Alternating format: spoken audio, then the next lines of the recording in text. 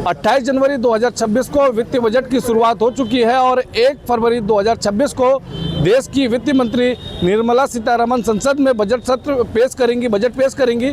चलिए इस विषय में बातचीत करने के लिए हमारे साथ उधम सिंह नगर जिले के तमाम व्यापारी मौजूद हैं। इन व्यापारियों से हम बातचीत करेंगे और ये जानेंगे इस बार के बजट से उनको क्या उम्मीदें हैं और क्या कहना चाहते हैं। मैं अपने कैमरामैन से कहूँगा एक बार दिखा दे। तमाम व्यापारी हमारे साथ खास बातचीत के लिए मौजूद हैं। इन सभी से एक एक करके बातचीत करेंगे और ये जानने का प्रयास करेंगे जो सरकार का ये बजट है वो इस बजट को लेकर क्या सोचते हैं, क्या उम्मीदें हैं और क्या मांग है उन लोगों की। क्या नाम है आपका? जी, मेरा नाम जावेद मलिक है। जावेद जी, ये बताइए कि सरकार की तरफ से जो बजट है वो कल पेश किया जाएगा, क्या कहना चाहेंगे, क्या उम्मीदें हैं आप लोगों को?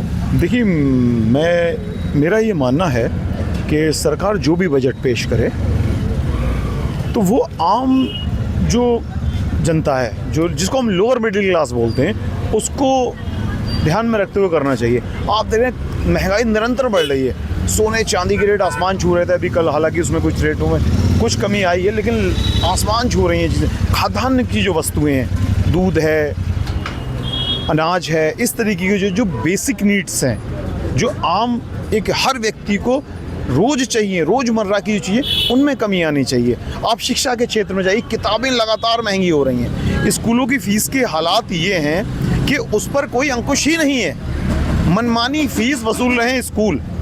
उन पर बजट में कुछ ऐसा नियम लाएं कि उन पर अंकुश लगना चाहिए।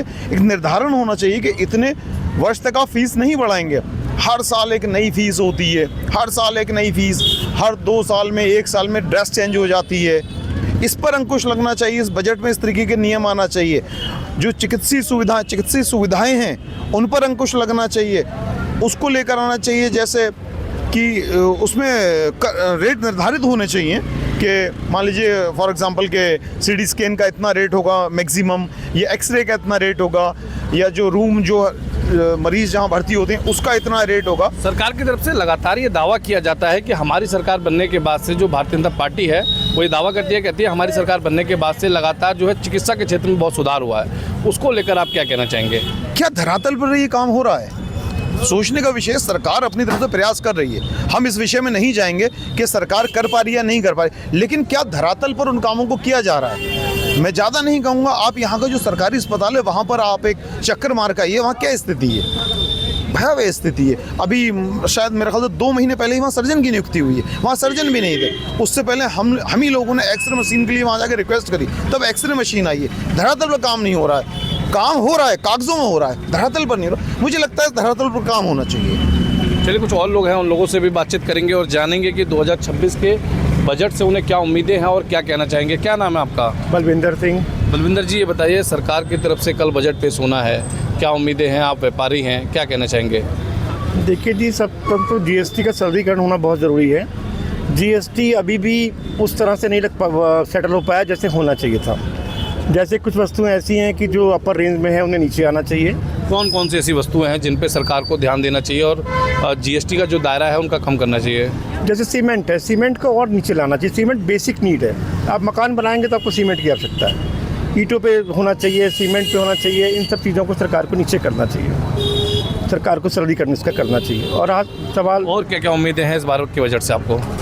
मैं समझता हूँ कि जो बजट है वो जनता के अनुरूप हो, गरीब जनता के अनुरूप होना चाहिए मेरे ख्याल से। और अभी भी जैसे गरीब जनता को कभी भी किसी बजट में उनका ध्यान नहीं रखा जा सकता है। मैं चाहूँगा कि सरकार इनका ध्यान रखे इस बजट में। लगातार सरकारें ये दावा करती हैं कि हमारा जो ये बजट है वो पिछली सरकार की या पिछले वर्ष की तुलना में इतना बड़ा है। क्या आपको लगता है कि ज़मीनी स्थिति उसकी उतनी ज़्यादा अच्छी हो पाती है या ज़मीनी हकीकत उसकी उतनी अच्छी होती है कि जनता को उतना लाभ मिल पाता है? मैं तो नहीं समझ पा रहा कि जनता को इतना लाभ मिलता है। और सरकार को इसमें भी कुछ कड़ा नियम बनाना चाहिए कि जनता को पूरा उसका लाभ मिले। अगर सरकार बजट में कुछ प्रावधान करती है गरीब जनता के लिए या आम जनता के लिए, तो सब आम जनता को उसका फ़ायदा पहुंचना चाहिए। तो आपने सुना कि हमारे साथ ये व्यापारी थे, इन्होंने खास तौर पे इस बात पे फोकस किया कि जो घर बनाने की जो सामग्री है उसके रेटों को लेकर सरकार को ध्यान देना चाहिए और ख़ास तौर पे जो जीएसटी है उसमें सरलीकरण करने की बहुत ज़रूरत है। चलिए कुछ और व्यापारी हैं, उन लोगों से भी बातचीत करेंगे और ये जानेंगे कि उनका क्या कहना है, इस बार के बजट से उन्हें क्या उम्मीदें हैं। क्या नाम है आपका? जी, राम अवतार अग्रवाल। अग्रवाल जी, ये बताइए कि इस बार सरकार की तरफ से कल बजट पेश होना है, क्या उम्मीदें हैं आप लोगों को, क्या कहना चाहेंगे? बजट के बारे में ये है कि सरकार को आम आदमी को राहत देनी चाहिए।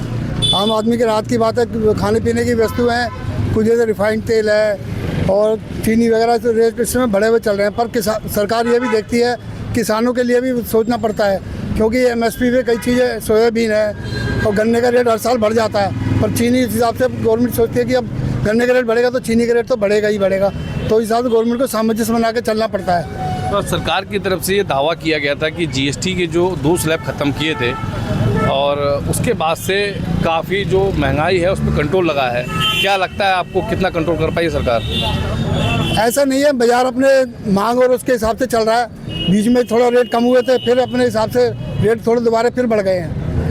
तो ऐसा नहीं है कि रेट कम करे तो कि सामान्य रहते हैं, वो मांग और उस आपूर्ति के हिसाब से रेट गड़बड़ होते रहते हैं। तो क्या मांग है आपकी इस सरकार के इस बजट से, क्या उम्मीद है आप लोगों को? उम्मीद क्या है कि यही व्यापारियों को राहत मिलनी चाहिए, कुछ जीएसटी में थोड़ा सुधार होना चाहिए। चलिए, कुछ और व्यापारी हैं, उन लोगों से भी बातचीत कर लेते हैं और जानेंगे उनका क्या कहना है। क्या नाम है आपका? मेरा नाम जगरूप सिंह गोल्डी है। जगरूप जी, ये बताइए, आप व्यापारी हैं, कौन सा कारोबार करते हैं आप? मेरा रेडीमेड वस्त्र का काम है। अच्छा, इस बार का जो बजट है उसको आप किस तरह से देख रहे हैं, क्या उम्मीदें हैं आप लोगों को? भाई मैं तो यही कहना चाहता हूँ, क्योंकि मैं एक व्यापार मंडल से भी हूँ, मैं तो कहूँगा कि जो सरकार है व्यापारी वर्ग का बिल्कुल ध्यान नहीं रखती है। जीएसटी बहुत ज़्यादा है, क्योंकि जिसमें आप देख लीजिए रेडीमेड वस्त्रों पे भी बहुत ज़्यादा है, कपड़े पे भी है, कई जगह पे महंगे वस्त्र जो हैं वो बहुत महंगे हैं। और अपना जो आपके सरिया है, सीमेंट है, भी बताया भाई साहब ने, उस पर है, क्योंकि आम आदमी का बजट पे को ध्यान नहीं जाता है। इसमें हम तो ये सरकार से कहेंगे आम आदमी को देखते हुए बजट बनाएं। अभी उनके हाथ में है, अगर आने वाला चुनाव आने वाला है, अगर आम आदमी के बारे में सोचेंगे तभी कुछ होगा। अभी धरातल पे तो कुछ है नहीं ऐसा कि उन्होंने कुछ कम करा हो। बहुत महंगाई है, बहुत ज़्यादा बुरा हाल है। चलिए, कुछ और लोग हैं, उन लोगों से भी बातचीत कर लेंगे और ये जानेंगे कि उनका क्या कहना है। क्या नाम है आपका? नितिन पटेला। नितिन जी, ये बताइए कि आप उत्तराखंड से हैं और उत्तराखंड को क्या उम्मीदें हैं इस बार के बजट से? क्या लगता है कि उत्तराखंड के लिए क्या खास होने वाला है? देखिए, बजट में जो है पहले से सुधार तो हुआ है, ऐसी बात नहीं है कि सुधार नहीं हुआ, लेकिन हाँ सभी का ये कहना है और सभी की मांग है कि जो है आम जनमानस को देखते हुए जो है बजट ऐसा हो, सरलीकरण हो कि आम जनमानस के लिए उसमें दिक्कतें ना हो। और वो मेन बात तो ये कि हमारा व्यापारी जो है इस बजट से खुश हो, इस बार के बजट से खुश हो और व्यापारी लोगों को राहत मिले और हमारे लोगों का व्यापार अच्छा चले। हम इसी चीज़ की अपेक्षा करते हैं। जीएसटी के सरलीकरण को लेकर लगातार सरकार ये दावा करती है कि जीएसटी में बहुत सारे सुधार किए हैं, उससे लोगों को राहत मिली है। क्या आपको लगता है कि जनता को उतनी राहत मिल पाई है जितने सरकार दावे करती है? देखिए, मैं जैसे व्यापार करता हूँ अपना स्कूल बुक्स का और स्टेशनरी का, तो हमारे जो है जो अभी पीछे जो जीएसटी का सरलीकरण किया गया था और हमारे उसमें दामों में कमी आई है, तो मैं तो इस बात की सराहना करूंगा कि हमारे जो चीज़ें हुई हैं वो सस्ती हुई हैं, लोगों को उससे राहत मिलेगी। और निश्चित तौर पे और भी जो स्लैब, जिस भी चीज़ों में स्लैब घटाए हैं तो निश्चित तौर पे वहाँ चीज़ सस्ती हुई होंगी।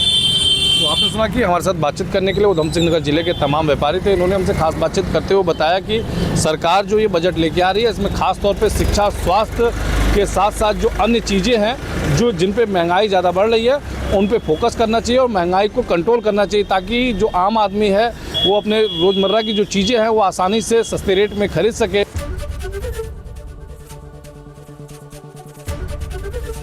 एबीपी गंगा, खबर आपकी, जुबान आपकी।